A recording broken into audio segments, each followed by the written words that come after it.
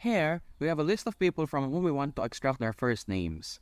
We first need to enter their first name in the adjacent column. After we enter sufficient data, Excel will detect the pattern as you can see. Press enter and Excel will automatically fill the rest of the column for you. You can also do this by pressing Ctrl E on your keyboard.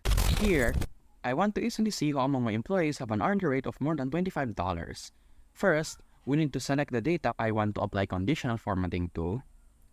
We will then go to the Home tab. I'm already in Home tab as you can see.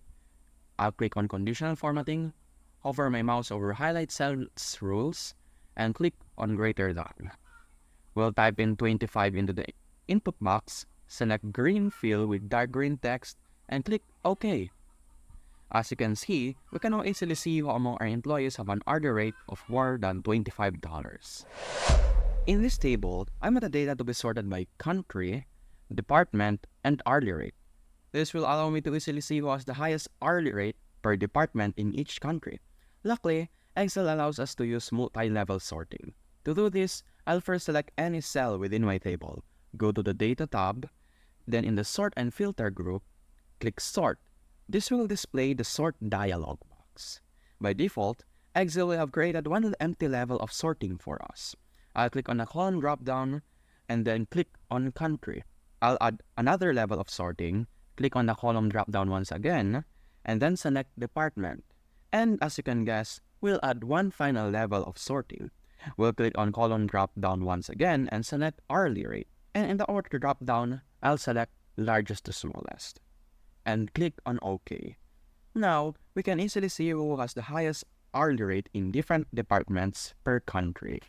Here, I have a pivot table that contains information about the sales of my products. And I want to easily see trends in my data, but making a line chart for each year, it just takes too much time. Luckily, Excel has this feature called Sparklines, which I like to call minimal line charts. To do this, I'll first select an empty cell at the end of my data, select Insert, and in the Sparklines group, click on Line. Now I'll select the data I want to visualize, and finally click on OK. We can also drag the fill handle so we can add sparklines to the other rows as well. Now this isn't really just one trick, but rather a group of useful shortcuts to know when dealing with rows and columns. 1. You can easily autofit rows or columns by double-clicking the boundary between the two column headers. 2. You can select the active cell's whole column by pressing Ctrl Spacebar. 3. You can hold the Shift key for rearranging rows or columns of data. This is useful because it prevents the warning message, "There's already data here. Do you want to replace it?" 4. You can delete rows or columns by pressing Ctrl-, and weirdly enough, you can add rows or columns by pressing Ctrl-Shift+. And that was 5 Excel tricks that can save you lots of time.